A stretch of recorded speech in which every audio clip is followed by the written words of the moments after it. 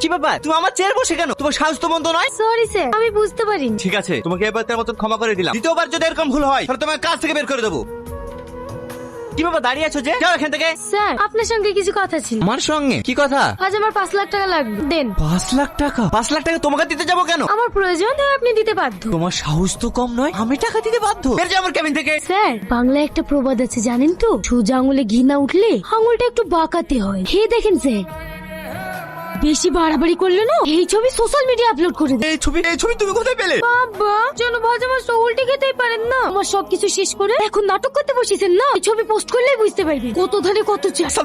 Salma please আমাকে এভাবে ফাঁসাই না। তোর 5 লাখ টাকা পর্যন্ত আমি তোকে 5 লাখ টাকা দেবো, কিন্তু দয়া করে তুমি ছবিগুলো ডিলিট করে দাও। আমার একটা মান সম্মান আছে। বাবা, তখন আমার মালিকের বুদ্ধি হয়েছে লাগছে। টাকাগুলো আমার 5 মিনিটের মধ্যে চাই, তাও আবার ক্যাশ। ছবিগুলো? আরে আপনি অত ব্যস্ত আছেন কেন? আমি ঠিক সময় মতো ডিলিট করে দেবো। ইয়েস। তুমি না সব সময় ফার্স্ট হও, আমি তোমাকে হারাতেই পারি না। খেলায় কি আমি কাঁচা নাকি তাই তুমি আমাকে হারাতে পারবে? ওরে বাবারে,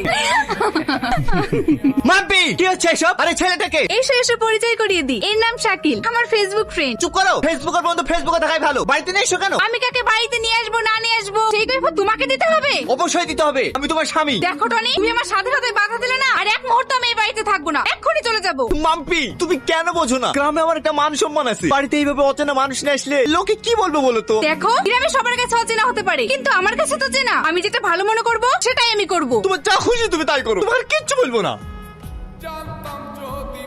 সালমা, আরে স্যার জি, হঠাৎ কি মনে করে আমার বাড়িতে? আসেন আসেন। ওই বিষয়টা লিখে এসেছি। স্যার ভালো আছেন? কি অবস্থা মা, তুমি এর বাড়িতে অফিসে যাওনি? না স্যার, আপনার জন্যই যাওয়া হয়নি। আমার জন্য মানে? মানে আপনারা সালমার ছবিগুলো দেখলাম, ওকে আমি নিষেধ করতে এসেছি। খবর দিয়ে যেন ছবিগুলো নেটে না ছাড়ে। ভালো করিনি স্যার। সালমা, তুমি ওই ছবিগুলো সিকিউরিটি কেউ দেখে দিয়েছো? না না স্যার, আপনি কোনো টেনশন করবেন না, আমার খুব ভালো বন্ধু, কাউকে বলবেন না।